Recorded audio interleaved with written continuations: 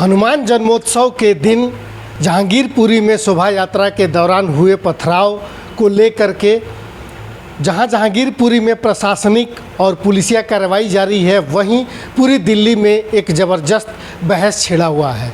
बहस इस बात को लेकर के कि क्या यह घटना प्रायोजित थी, और प्रायोजित थी तो इसे लेकर के कौन कौन से दोषी हैं और इसका प्रभाव दिल्ली के अन्य इलाकों में कितना पड़ा है। हमारे साथ हैं उत्तर पूर्वी जिला युवा मोर्चा में कोषाध्यक्ष प्रिंस अग्रवाल, जो यहाँ भजनपुरा में रहते हैं, और भजनपुरा दिल्ली का वो इलाका है जो 2020 में दंगे के दंश को झेल चुका है। उसके प्रत्यक्षदर्शी भी रहे हैं, और जहांगीरपुरी में जो घटनाएं हुई उन घटनाओं का उसी दिन या आज भी उनका क्या प्रभाव है, यहाँ पर क्या चर्चाएं हैं, उस पूरी घटना को ये लोग कैसे देखते हैं, इस बारे में हम जानते हैं। प्रिंस जी, सबसे पहले तो बहुत बहुत स्वागत है आपका दिल्ली मेल में। क्या कहेंगे जहांगीरपुरी में जो घटना हुई उसको आप किस तरीके से देखते हैं? वो इसलिए कि 2020 में भी आप लोग जो है एक दंगे का साक्षी रहे। धन्यवाद अमिताभ जी, आपने इस गंभीर मुद्दे पे बोलने का मुझे एक मौका दिया।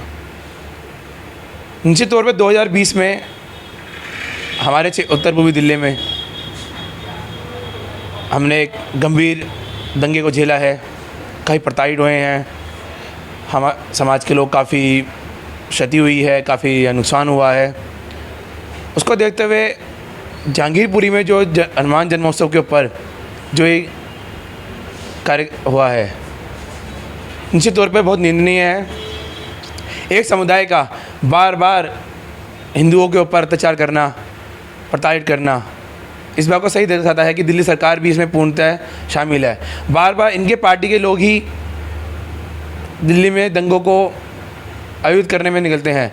जैसे हमारे यहाँ 2020 में ताहिर हुसैन जी और काफ़ी इनके कार्यकर्ता मिले, और अभी जहांगीरपुरी में जो मुख्य आरोपी है अंसारी, ये भी आम आदमी पार्टी का ही कार्यकर्ता है। और धन्यवाद करना चाहूँगा मैं देश के गृह मंत्री जी का, अमित शाह जी का, जिनके सख्त आदेश के अनुसार हमारी दिल्ली पुलिस ने संज्ञान लिया और दोषियों को गिरफ्तार किया गया। इससे दिल्ली के अन्य क्षेत्रों में और भारत देश के अलग स्टेटों में भी शांति बनी हुई है। कोई और दंगा, कोई और ऐसी कार्रवाई नहीं दिखी है। आदेश इस पूरे हनुमान शोभा यात्रा पर जो हमला हुआ उसको लेकर के एक अनुमान ये लगाया जा रहा है, एक आशंका जताई जा रही है कि यह पूरी तरीके से प्रायोजित था।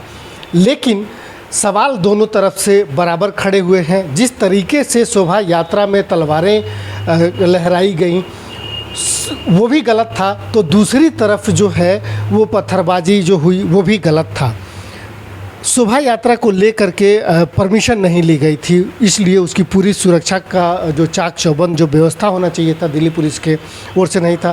तो ये, और शोभा यात्रा में अक्सर कई तरह के लोग होते हैं, ये एक बड़ा उन्माद का विषय भी हो सकता है। आप लोगों को नहीं लगता है कि कहीं ना कहीं जब इतना बड़ा आयोजन होना था, ऐसे में एक पूरी समुचित व्यवस्था के साथ किया जाए? चूँकि 2020 में हम दंगे को देख चुके हैं, या फिर वो सेंसिटिव इलाके हैं जहाँ मुस्लिम बहुल इलाका है, उस एरिया से अगर शोभा यात्रा को निकलना था तो वहाँ पर सावधानी बरती जानी चाहिए थी। आप इसमें गलत कह रहे हैं कि शोभा यात्रा परमिशन नहीं ली गई। विश्व हिंदू परिषद ने सोशल मीडिया पे दोनों थानों के लेटर दिखाए हैं जो जहांगीरपुरी को अटैच करते हुए हैं। उन्होंने दोनों ही थानों से परमिशन ली गई थी। ने सोशल मीडिया पे दिखाया है कि दोनों थानों से परमिशन ली गई थी, और शोभा यात्रा में भी दोनों थानों से पुलिसकर्मी इस यात्रा को सुचारू रूप से चलाने के लिए थे। अगर परमिशन नहीं होती तो क्यों दोनों थानों के जो स्टाफ था, कैसे इसको या तो निकलने दिया जा रहा था, जो क्यों शुरू होते ही इस यात्रा को रोक दिया गया नहीं? ये बिल्कुल ही बेगैर आरोप लगाया जा रहा है एक समुदाय की तरफ से। वो अपने को सिर्फ इसलिए दिखाना चाह रहे हैं कि हम गलत नहीं, जबकि परमिशन के साथ ही शोभा यात्रा निकाली गई थी। और क्या उनके पास परमिशन थी एक समुदाय के पास जिन्होंने पत्थरबाजी की, तलवारबाजी की है, पेट्रोल बम फेंका है? उसमें 2 हमारे पुलिसकर्मी, दिल्ली पुलिस के पुलिसकर्मी भी घायल हुए हैं जो हॉस्पिटल में एडमिट हैं। निश्चित तौर पर ही इन पे सख्त कार्रवाई होनी चाहिए। और आज जैसे देखा हम दिल्ली में MCD ने दिल्ली पुलिस से परमिशन लेके करीब 400 जवान लगाए गए और बुलडोजर से कार्रवाई की गई है। और आज सुप्रीम कोर्ट ने जो उस पर एक रोक लगाई गई है, अग्रिम कार्रवाई के लिए रोक लगाई गई। कल सुनवाई होगी, उसके बाद एक्शन लिया जाएगा। निश्चित तौर पर इस पूरे एरिया को, अवैध एरिया को ख़त्म किया जाएगा। जहांगीरपुरी में ये घटनाएं हो रही थीं। व्हाट्सएप और सोशल मीडिया और मेन स्ट्रीम मीडिया के माध्यम से बहुत तेज़ी से ये बात फैली। आप लोग यहाँ पर थे यमुना पार में, जब आप लोग यहाँ पर थे, जैसे ही इस घटना की सूचना यहाँ पर मिली, क्या प्रतिक्रिया थी आप लोग?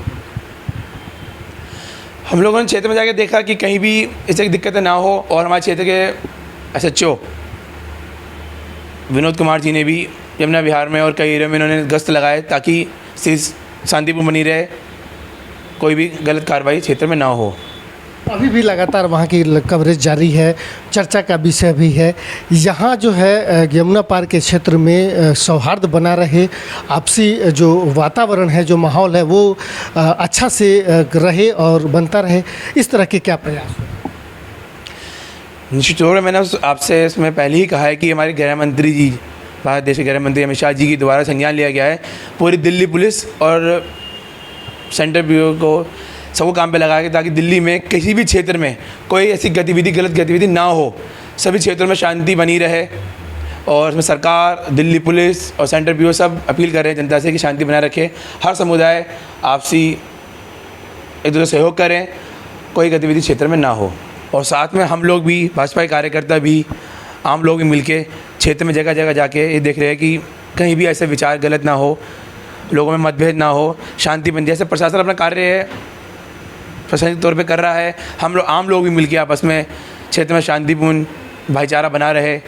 ऐसे कोई भी, जैसे पहले पूर्व में हमारे क्षेत्र में गलत विधि हो चुकी है, दोबारा ऐसे ना पनपे, इसका पूरा प्रयास किया जा रहा है। और क्षेत्र के हमारे विधायक, हमारे निगम पार्षद और सांसद भी क्षेत्र में दौरा कर करके देख रहे हैं कि कहीं भी किसी में विचार का कोई गलत ना हो, मतभेद ना हो, ना ऐसी गतिविधि दोबारा हो।